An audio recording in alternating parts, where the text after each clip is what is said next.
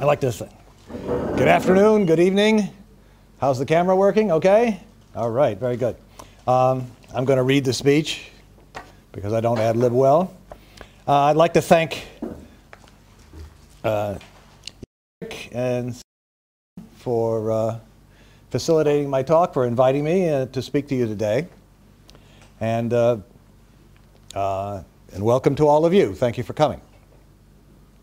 The occasion, other than my being here in Norway, but the occasion for my talk is the publication of the English version of my book, Khrushchev Lied, the subtitle of which is The Evidence That Every Revelation, with quotation marks, of Stalin's and Beria's crimes in Nikita Khrushchev's infamous secret speech to the 20th Party Congress of the Communist Party of the Soviet Union on February 25th, 1956, is provably false.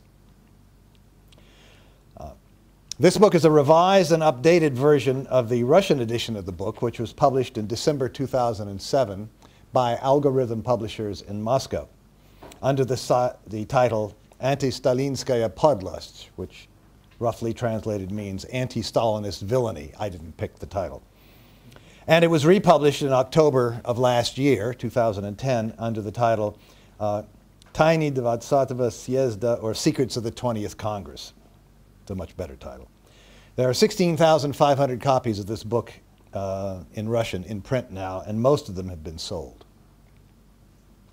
In Russia, as in the West, Khrushchev is an official hero. Students in Russia study Khrushchev's secret speech because it is a turning point in Soviet and therefore in Russian history. It was also a turning point in world history. But outside of Russia, very few people now read this long speech, because it's full of references to people and events that they've never heard of. For that reason, I'm also going to briefly mention some other issues in Soviet history that are far better known than the ones Khrushchev mentions in this talk. Evidence and research are basically what I have to offer here. And there are very few people doing the work that I do. Almost everyone else who is researching the Stalin period in the Soviet Union, and who can read Russian fluently, as I can, and who has the research skills, and who has an institutional affiliation, like a university, that can provide them with library facilities and vital and very expensive interlibrary loan facilities, and who has the interest and motivation to do this kind of research, almost everybody else is an anti-communist and lacks all objectivity. I'll say more about objectivity later on. You all understanding me, comrades? Yes, sir. Okay, thank you. Give me a signal if I speak too fast. Thank you. The few who do have access to these facilities and are not anti-communists are for the most part in the field of Soviet or Russian history themselves. And in that field, that academic field, it's a basic requirement that you be an anti-communist. In the very few instances where that is not so, you simply have to steer clear of writing anything that will upset, much less contradict, the anti-communists, because the anti-communists dominate this field. I have been told by two fine researchers in Soviet history, researchers who are not leftists, but who strive to be objective, you'd say honest bourgeois historians, that no book that is not hostile to Stalin can be published by an academic publisher. That is certainly true in the West, and I believe it to be true in Russia as well. Let me put it another way to you. If you were in the field of Soviet history, let's say if you taught history, Soviet history in a history department in a university, you could not do the research that I do.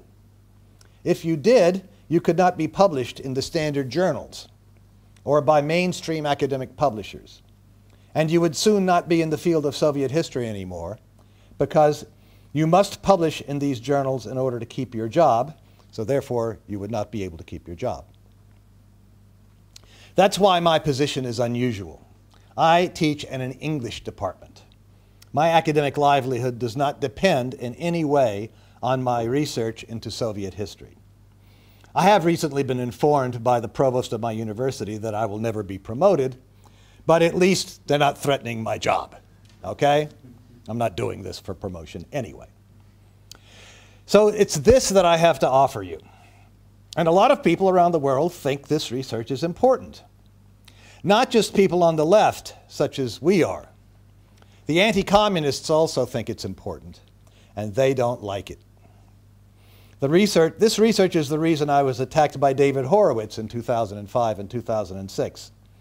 It's the reason that the chief conservative columnist for the largest newspaper in the state of New Jersey, the Star-Ledger of Newark, devoted 2 of his columns in 2005 to attacking me, comparing me to unfavorably to a Nazi professor who had just been found out at another university and had just been fired.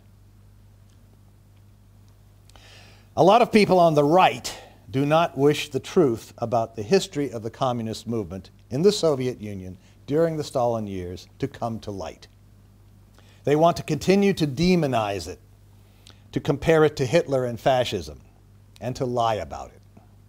And that's what they do, not only passively through their point of view or bias, but actively by deliberately falsifying the evidence, sources, and history. So what I have to offer is a corrective to all of this, and that's what I want to talk to you about today. When preparing this talk for a group in New York City in April, I asked what kinds of historical questions I should speak about. My host replied, basically, we think it would be good if you could talk about a few major examples of Khrushchev's lies, maybe the allegations that Stalin had Kirov murdered. And he also said, I think the questions of research and evidence, while important, are somewhat secondary to the facts, particularly for our group since we are basically a political and not an academic organization. I told him at that time that I must disagree in part. Facts cannot be separated from research and evidence. It's through research and evidence that we establish what is factual and what isn't. There isn't any other way. It was through forbidding research and withholding evidence that Khrushchev was able to get away with his lies for over 50 years. And Khrushchev enabled all the Cold War anti-communists, whether in the Soviet Union, like Roy Medvedev, for example, or in the West, like Robert Conquest, and many others. Khrushchev-era falsifications continue to enable the mainstream voices in Soviet history today. That's the origin of most of the lies that you read about. I ought to tell you a little about myself and where I'm coming from. My first field of specialization is medieval studies. I was trained to do deeply historical research. For example, to use primary sources in languages other than English. Never to rely on received knowledge or received opinion. Not to trust the opinions of recognized authorities.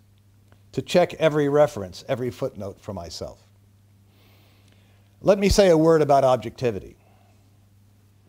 Objectivity as a scientific method has been accurately termed a practice of distrust of the self. One can learn to be objective by training oneself to become aware of, to articulate, and then to doubt one's own views. One must automatically be suspicious of evidence that tends to confirm one's own preconceived ideas, prejudices, and preferences.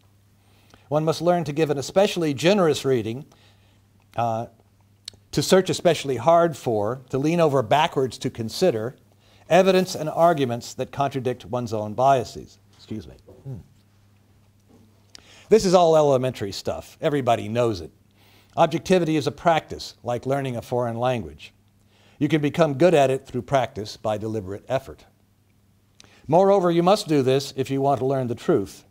And we Marxists want to learn the truth. Isn't that true? Marx and Engels wrote that, quote, "The proletariat has nothing to lose but its chains." By that, I assume they meant that we have no sacred cows, nothing we refuse to subject to critical scrutiny. We want to cast aside all illusions and falsehoods.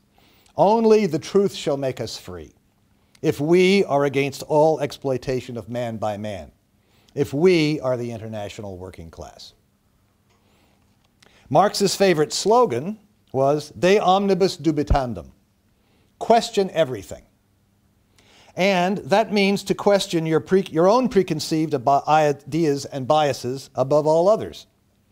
If you want to learn the truth, that's what you must do. Moreover, it is what every bourgeois detective in every bourgeois detective story knows.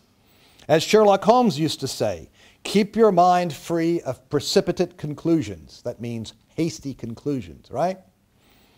Get the facts before you form your hypotheses. Most important, be ready to abandon an hypothesis that does not explain the established facts. If you don't do this, if you don't try to discover the truth from the outset, then you're not going to stumble across the truth by accident on the way. And what you will find will not be the truth. This is what I try hard to do. None of the demonizers of Stalin and the Soviet Union, you know the word demonizers, the critics of Stalin and the Soviet Union, the anti-communist experts on the history of the communist movement, can honestly say this. They do not make any attempt to be objective. They do not discover the truth then because they do not want to do so. They want to write propaganda with footnotes. That's what I call it, right? Propaganda with footnotes. And that's what their works are. A little history. As a graduate student, this is about me. As a graduate student from 1965 to 1969, I opposed the United States war in Vietnam. At some point, somebody told me that the Vietnamese communists could not be the good guys because they were led by Ho Chi Minh, who had been trained by Stalin. And Stalin, he said, Stalin had killed millions of innocent people. I remembered this remark. It was probably the reason that in the early 1970s, I read the first edition of Robert Conquest's book, which is titled The Great Terror, when it was published. I'm sure it's in Norwegian or Swedish or Danish, for sure. I was shaken by what I read. I should add that I could read the Russian language since I had already been studying Russian literature since high school. So I studied Conquest's book very carefully later when I had some time. Using the resources of the Slavic Room at the New York Public Library, in New York City, and occasionally using interlibrary loan, I checked every one of his more than 1,000 footnotes. Apparently, no one else had ever done this. I discovered that Conquest had no source criticism at all. Also, I discovered that his footnotes did not support his anti-Stalin conclusions. Conquest used any source that was hostile to Stalin, regardless of whether it was reliable or not. Anything on paper. Eventually, I decided to write something about the so-called terror. It took a long time, but in 1988, I finally published an article titled New Light on Old Stories About Marshal Tukhachevsky, Some Documents Reconsidered. It's on my website, which I'll write on the board later on. During this time, I studied the research being done by the new school of academic historians of the Soviet Union. The school of which I speak arose as the antithesis to Conquest and to the totalitarian conception of Sovietology in the Cold War period. By carefully studying the evidence already available, and this was in the 1980s when not much evidence was available, and most important, by trying hard to be objective, the researchers of this new school were already showing that all the Cold War, Trotskyist, Khrushchevite, and later the Gorbachev-Yeltsin history was fatally compromised by political bias. These works had managed to so compromise their work by their political prejudices that their books should be viewed not as history, but as examples of propaganda. In the world of scientific history, the 1986 book, The Origins of the Great Purges by Arch Getty, one of the founders of this new school, became a genuine sensation. In it, Getty successfully disproved a large number of falsehoods that had been accepted as true. This included, among other things, the notion that the repressions of the 1930s had been actions planned in advance by Stalin. It was Getty's misfortune that his work was published in the United States during the years of perestroika. During this time, under the false cover of glasnost, or openness, only the works of the Cold Warriors were published, and those were published in huge editions in Russia.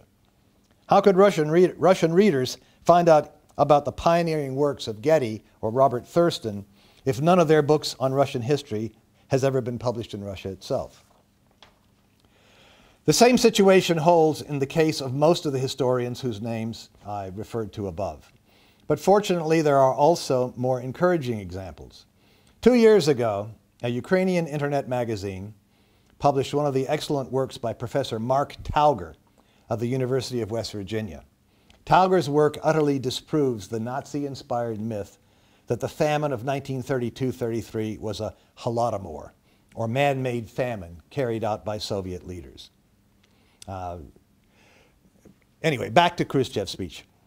The closed, or as it is called in the West, the secret report of Khrushchev's is without exaggeration one of the most influential speeches of the 20th century.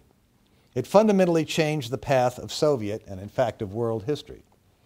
It's significant that precisely this speech has become one of the pillars of the political conception of anti-Stalinism, the foundational source for which can be called the paradigm of the 20th Congress.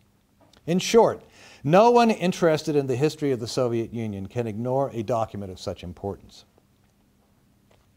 When I was forming a conception of this work, my goal was much more modest. I wanted to place the revelations in the report alongside the historical sources that have been made public thanks to the declassification of some documents from the former Soviet archives in Russia. This kind of research could in principle be done by a Russian historian, or for that matter, a Chinese historian. For during the past 20 years, a large number of new sources have been made available to scholars that make possible an objective evaluation of the statements in Khrushchev's speech. And at this point, a curious picture began to emerge. For as it turned out of all the so-called revelations affirmed in that report by Khrushchev, that I could verify, not one of them turned out to be true. Not a single one. A few of Khrushchev's falsehoods were, of course, known earlier, such as his absurd declaration that Stalin, quote, planned military operations on a globe. But that the entire speech was made up of so-called revelations like this one, that was astonishing, and I was astonished. I would like to say something about the question of defending Stalin. I am often called a Stalinist. I reject this term. I am not defending Stalin or anyone else.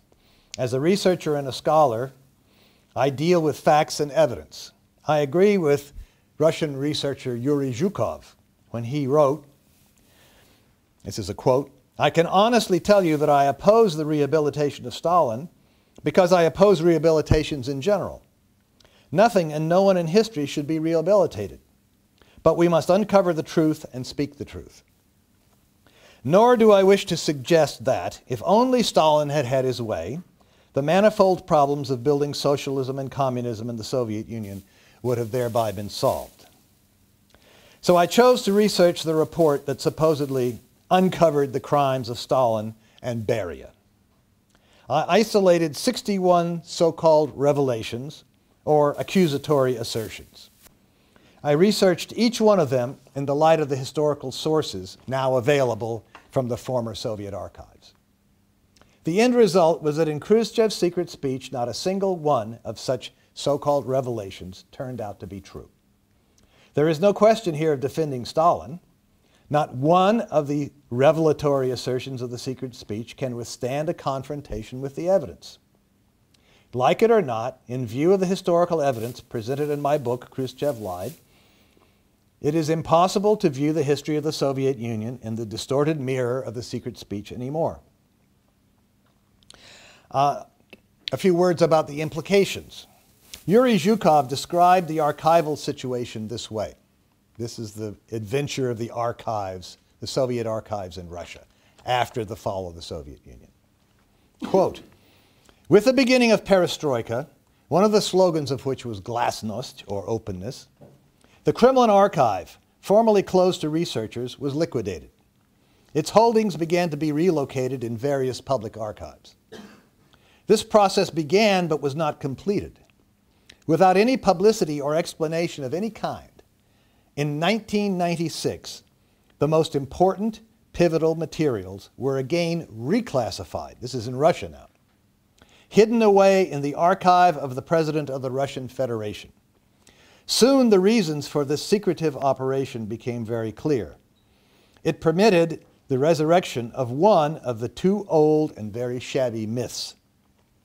By these myths, Zhukov means, of course, the myth of Stalin the genius, the great genius, but specifically the myth of Stalin the villain. That was the myth, the aim that the government of Russia aimed to reconstruct. Only the first of these myths is familiar to readers of Western and anti-communist historiography. Arch Getty, the historian at UCLA I referred to before, has called the historical research done during the period of the Cold War, quote, products of propaganda, research which it makes no sense to criticize or to try to correct in its individual parts, but which must be done all over again from the beginning. I agree with Getty and would add that this tendentious, politically charged, and dishonest research is still being produced today. The rediscovery of Soviet history goes far beyond the critique of Khrushchev's secret speech. Everything that passes not just for common knowledge, but for expert knowledge about the Stalin period is fundamentally false. That is, I speak to other professional historians of the Soviet Union, those who will speak to me, and they also have been duped or taken in by a great deal of this research. To paraphrase Weird Al Yankovic, do you all know Weird Al Yankovic here? Okay. He has a song called Everything You Know Is Wrong. So, to paraphrase Weird Al Yankovic, everything you know about the Stalin period in the Soviet Union is wrong. All of Soviet history needs to be rewritten. A few examples. Collectivization. Collectivization solved the eternal problem of recurrent crop failures and famines. Until 1932, 1933, there had been a famine every 2 or 3 years in Russia and the Ukraine for a millennium, for 1,000 years. This is well documented by bourgeois scholarship. Thanks to the collectivization, the famine of 1932, 1933 was the last one, except for the famine of 46-47, which was caused both by the huge destruction of the war plus bad weather. It was bad weather in Western Europe too, but there the Marshall Plan helped out. Collectivization also saved Europe from the Nazis. Without it, rapid industrialization and a modern Red Army would have been impossible. The Nazis would have conquered the USSR and had its immense natural and human resources to turn against the Allies. The Japanese would have had access to the oil of Sakhalin in their Pacific War. Tens of millions more people would probably have been killed. I've spent a good deal of time and effort studying the question of opposition conspiracies during the 1930s. My Moscow-based colleague Vladimir Bobrov and I have published a number of articles on them. Much more is yet to come. The opposition conspiracies alleged by the Moscow trials did exist. The Moscow trial defendants were guilty of at least what they confessed to. In a few cases, like that of Bukharin, we know now that they were guilty of more than they confessed to. Another example, Leon Trotsky did indeed collaborate with the Germans and Japanese on the evidence. Likewise, the Trotsky archives, these are the ones in the United States, although I'm here partially to study the Trotsky archives at the two major archives in Oslo, the Riksarkivet and the Arbeiderbevegelsesarkiv in downtown, in Youngsgata, okay? I'll be going there tomorrow. The various Trotsky archives around the world hold documents that show that Trotsky and his son, Leon Sedov, discussed what lies they were going to tell to the Dewey Commission and in their writings. They discussed this in letters amongst each other. The so-called Great Terror was deliberately caused by Nikolai Yezhov, who is head of the NKVD, who killed several 100,000 Soviet citizens in 1937, 1938, in an attempt to sow discontent with the Soviet government and help open the door for a German or Japanese invasion. And by the way, we know there were two Japanese invasions, right? One in 1938 and one in 1939. If you know your Soviet history, you'll remember those. So that was a serious matter. Let me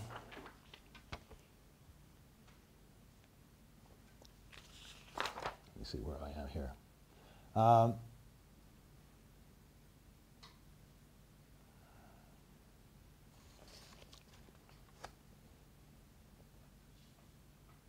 The military conspiracies were genuine.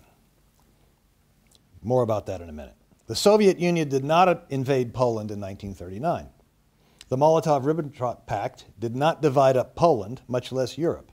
It also enabled the Allied victory in World War II. I have a lengthy article with 17 pages of documentary evidence on my webpage on this topic.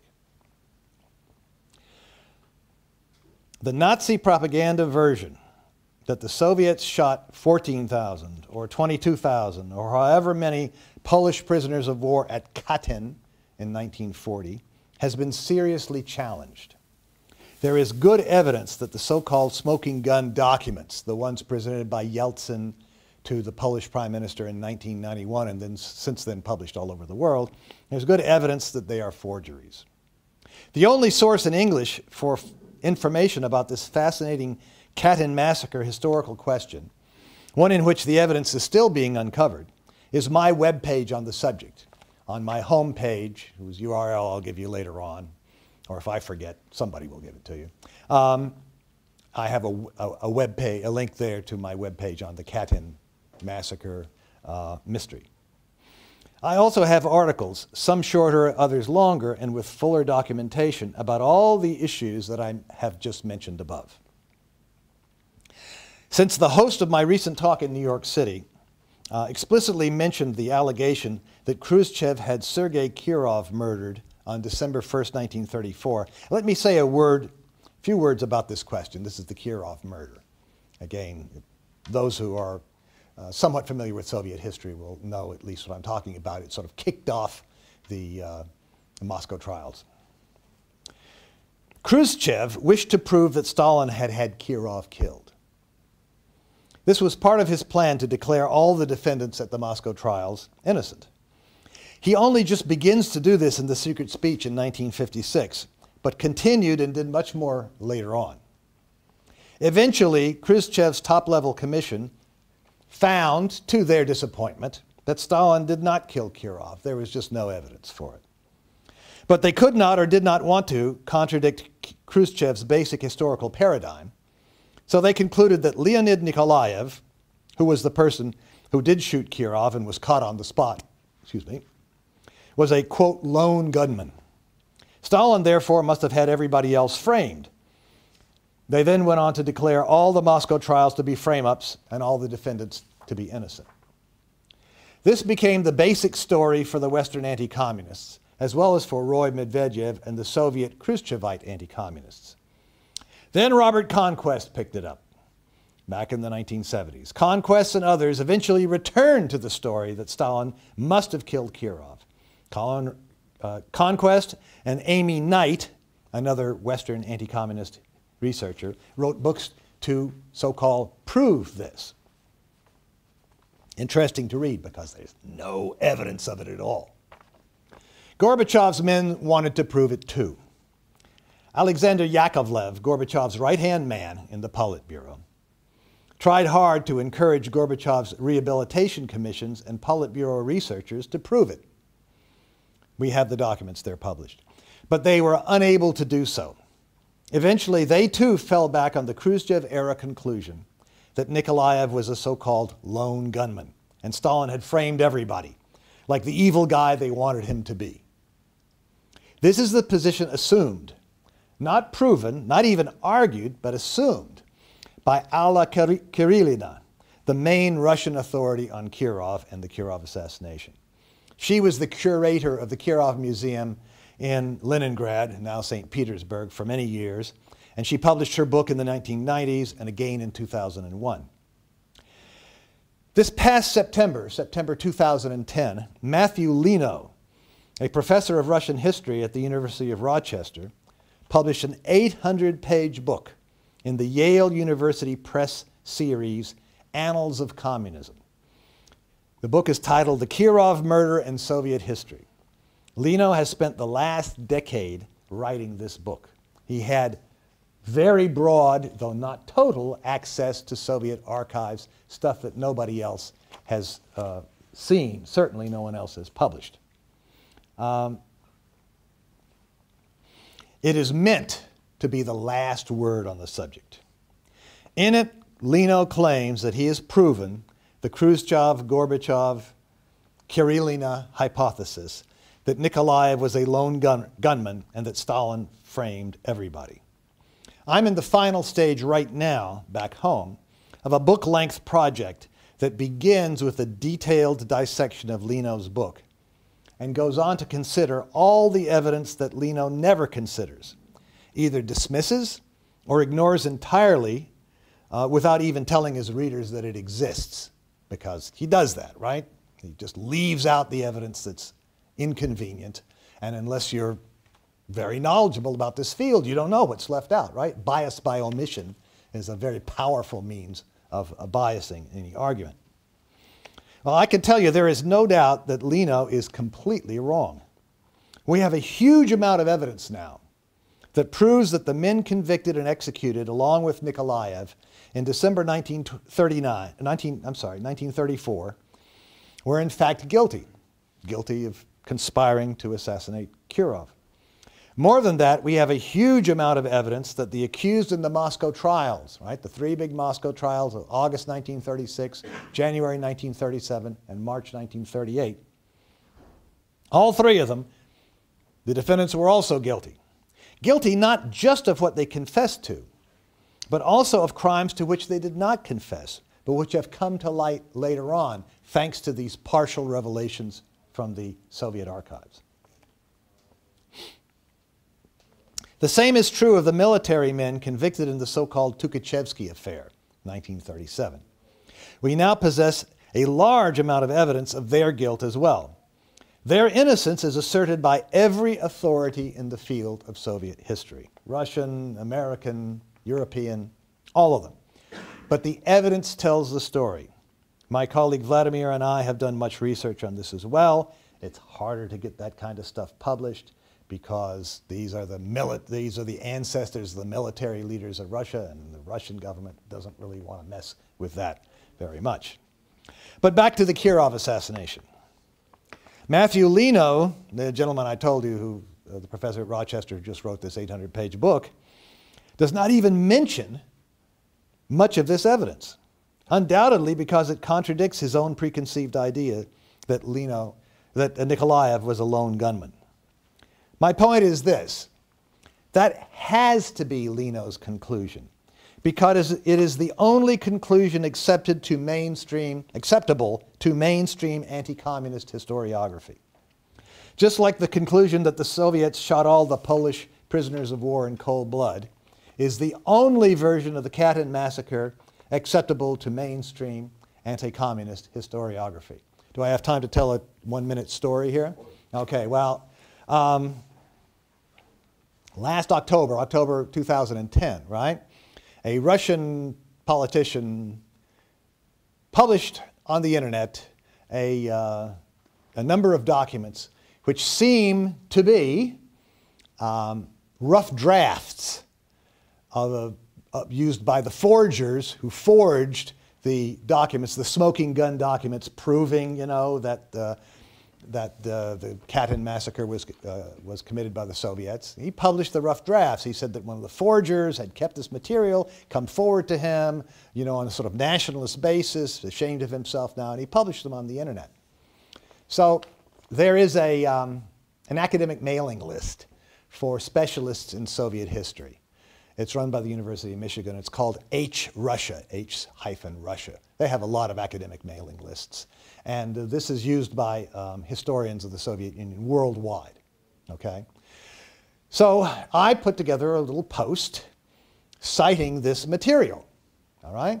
And I didn't think that the moderator of the list would even let me mention it.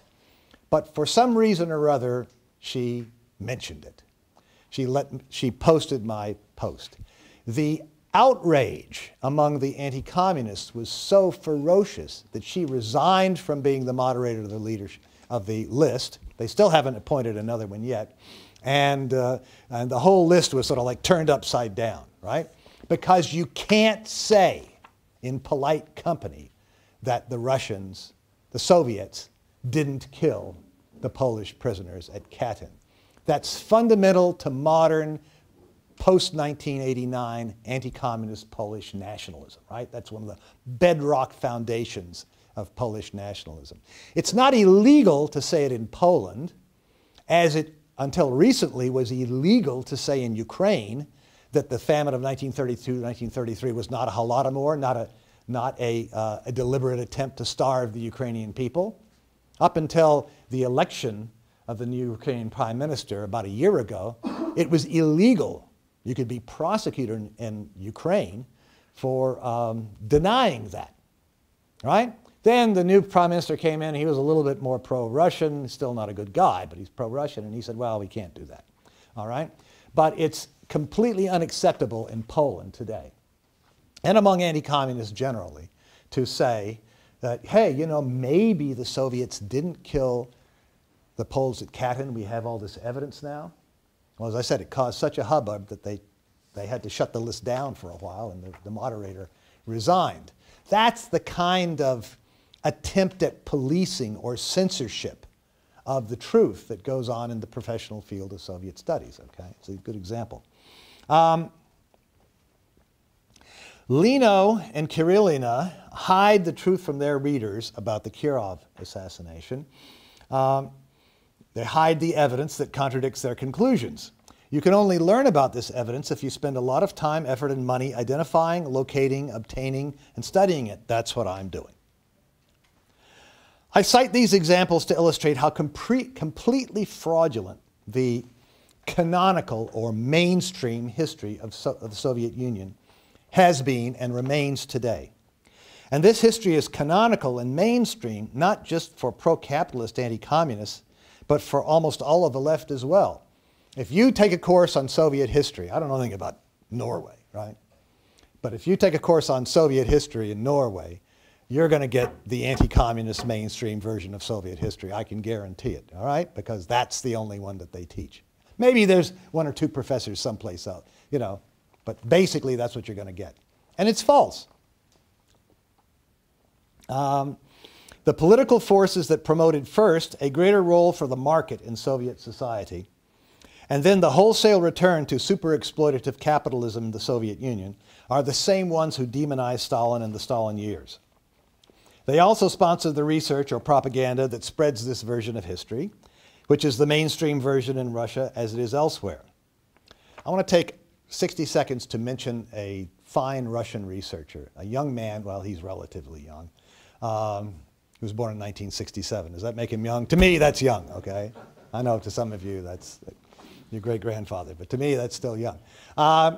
There's a man named Igor Pikhalov. He joined the Soviet Communist Party in the late 80s, and then when he saw what was happening, Gorbachev and stuff, he quit. And now I think he belongs to one of the Russian Communist parties. But the main thing about him is he's a really good researcher. He's published a bunch of very good books on Soviet history of the Stalin period. Unfortunately, they're all in Russian at this point, all right? Because that stuff doesn't get translated, right? Only the right-wing stuff gets translated. The good stuff never gets translated.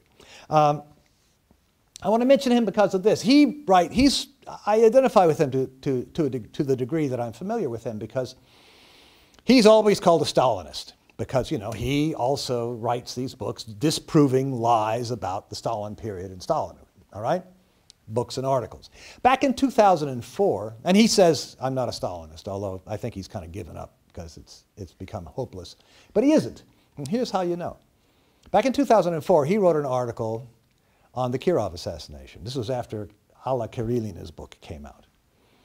And he wrote this article. It's not a very long article, and clearly he didn't go into it with a lot of depth, which is what I'm doing, right? He was doing military stuff at that point.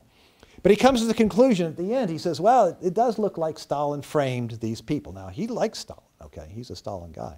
But he comes to this conclusion, Stalin framed these people. So my colleague in Russia, in Moscow, Vladimir Bobrov, is in touch with him.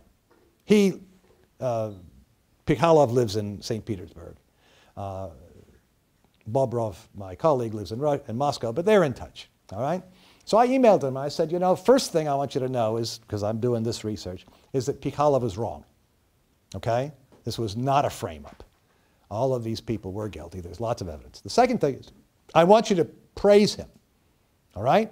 Because this proves that he's not a Stalinist. You see, this proves that he's out for the truth. Because here he is, this viewed and in many respects is a sort of champion of Stalin, right? Disproving all these lies. And yet, when he felt that the evidence stated that Stalin framed these other defendants, right? He said it in an article and published it, right? So that's, even though he was mistaken, right? It proves a certain degree of objectivity, of integrity. You see what I mean? He was out after the truth more than he was out after to push the pro-Stalin line. You see what I'm saying? So this is something, of course, you never find among the Trotskyists, never, ever, right? But you also never find it among the anti-communists either, ever. Okay, it's up to us communists to look at the truth, right? Nobody else is going to do it for us. We have to do it for ourselves, okay? I mean, there's people who do helpful things here and there, but you sort of don't know they're helpful until after the fact, until you've gone and verified it. I see you're looking at the clock, so I better hurry up. We got time for another minute or two? Yeah. Okay, good. So, okay, that was my bit about Igor Pikala, whom none of you know, and, you know, unless lightning strikes twice in the same place, you probably never will read him because his stuff hasn't been translated into English. But there are people out there, like us, okay, others who are interested in the truth. And it's certainly not just me. Soviet history is still mainly propaganda.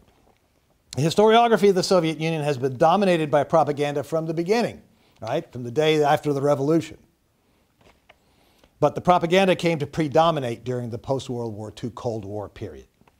During the past decade, I've spent a great deal of time, and also money, acquiring and studying the documents from former Soviet archives that have been released since the end of the Soviet Union in 1991. I've confined my study to those documents that deal with the Stalin period, and within that period, I've mainly concentrated on the 1930s. That's because if you don't concentrate, you never can go into depth, you know. So I've also studied a great many secondary sources by well-known experts in this period in Russia and the West. All of the most famous voices and controlling influences in Soviet history are anti-communist ideologues who misuse historical science in the interest of demonizing Stalin, the Stalin period, and the project of communism. This is not only a matter of political bias, though there's plenty of that. There's a great deal also of deliberate falsification, provable outright lying in works by famous historians of the Soviet Union. Full professors at all the universities you can name, right? Harvard and Yale and Cambridge and Oxford and right down the line. Provable lies. I demonstrated in my book that Khrushchev used a number of different methods of what I call prevarication, which is a fancy Latin word meaning lie, because, you know, when a friend of mine read the manuscript, one of the drafts, I went through like dozens of drafts of this book, she said, you know, you use the word lie too much. You got to find another word for lie. I said, but they're always lying. She said, well, get out the thesaurus. You know what a thesaurus is, right? You know, gives you all the synonyms. So I became very familiar with the synonyms for lying, right? Prevarication is a good one. I like that. Okay, makes you sound like you're learned, right? Prevarication. Okay, but it's true. The most common form of these means of prevarication and misdirection of all, 40 out of the 61 so-called revelations are provable, deliberate lies by Khrushchev. Okay? The same thing is true about the works of many of the most famous academic historians of the USSR today, both Western and Russian. Because this talk is being taped, I won't mention any names so that you all are not sued, okay?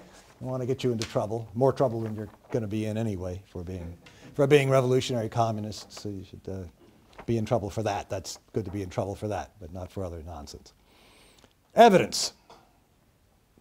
At some point, you know, I teach. Now, I teach literature, but literature has to do with research too. At some point in every class I teach, I ask the students, quote, what is the most radical word in any language? So I get a number of common answers. Among the most frequent answers are socialism, communism, right? Radical words, right? Then I say something like this. Socialism and communism are good radical words. Very good. But my vote is for a different word. My vote is for the word evidence. Ask for evidence everywhere and always, and people will be calling you a communist soon enough. This is nowhere more true than in the study of the history of the communist movement. Lies predominate, and when you probe for the evidence that supposedly supports these lies, that's when things start to get interesting.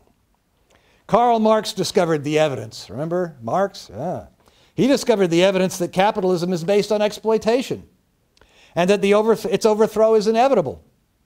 This is the first example of why communists insist on discovering the truth, because the truth is on our side, the side of the exploited working class of the world. I am often told, Grover, that's my name, Grover, I don't find your arguments persuasive. You don't persuade me. My response usually goes like this. Persuasion is a form of propaganda or public relations. Persuasion depends on the mindset of the person you are trying to persuade. Upton Sinclair, who's a great American writer who for much of his life was a radical, right? Upton Sinclair. He wrote The Jungle, okay. Upton Sinclair once wrote, quote, "It is difficult to get a man to understand something when his salary depends upon his not understanding it." That's a great quote.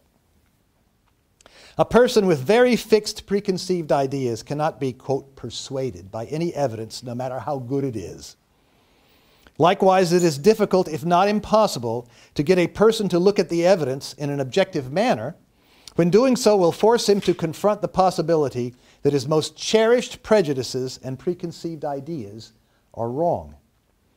His peace of mind, the fellowship of his friends, maybe even his job, depends upon his worshiping the, quote, common knowledge, what Francis Bacon, the 17th century English writer, called the idols of the tribe. You're about to bow to the idols of the tribe, which always and everywhere mean the ideas of the exploiters, right? Those are the ideas that you can get promoted by promoting those ideas, and if you attack those ideas, you won't get promoted. But I can tell you this, I make many of my most interesting discoveries, not by having a nose like a bloodhound for mystery, but by following up the footnotes in the works of academic secondary sources, checking to see whether the primary sources, the documents cited in those notes, really provide evidence for the statements or fact claims that are made. Very often I discover that they don't. The evidence cited does not prove the fact claim made. So my method is basically just follow the evidence. Just keep on following the evidence and don't settle for anything less. The Cold War paradigm has been the prevailing view of the history of the Stalin years. The research reported on here can contribute, I hope, towards a clearing of the ground, a beginning all over again from the beginning.